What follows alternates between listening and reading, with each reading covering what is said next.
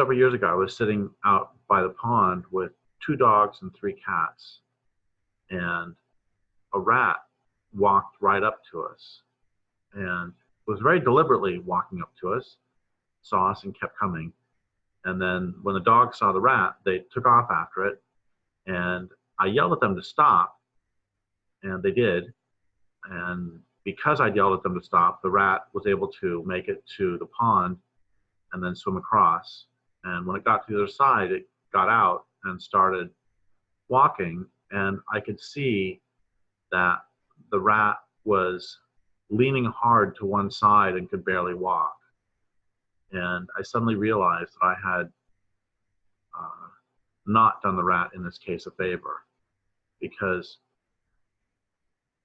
it occurred to me pretty quickly that why would a rat deliberately walk up to 1 human, 2 dogs, and 3 cats, and especially a rat who could barely walk? And what I had interfered with was what is either called these days assisted suicide or death with dignity, that the rat was barely able to walk. And think of it from a rat's perspective, why would you walk up on these other creatures? And then, of course, when the dog started to chase it, it did what I think many of us, or almost all of us, would do.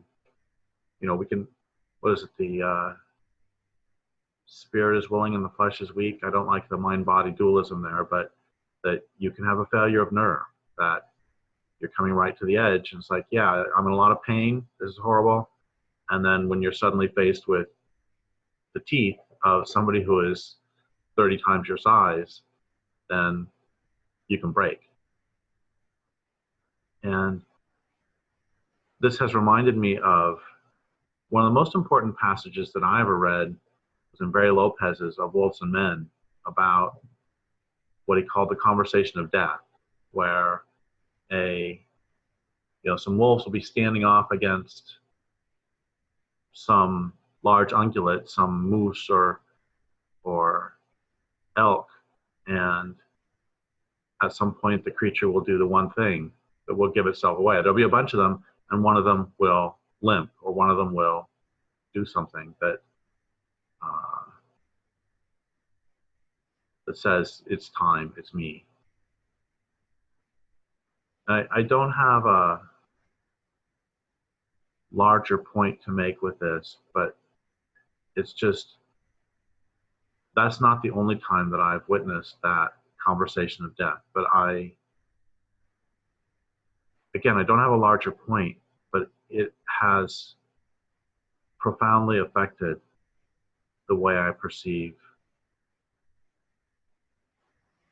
the world and the way I perceive much, not all, certainly not all, but some predator-prey relations, and also how I perceive one's approach to death once it becomes more painful than not to live.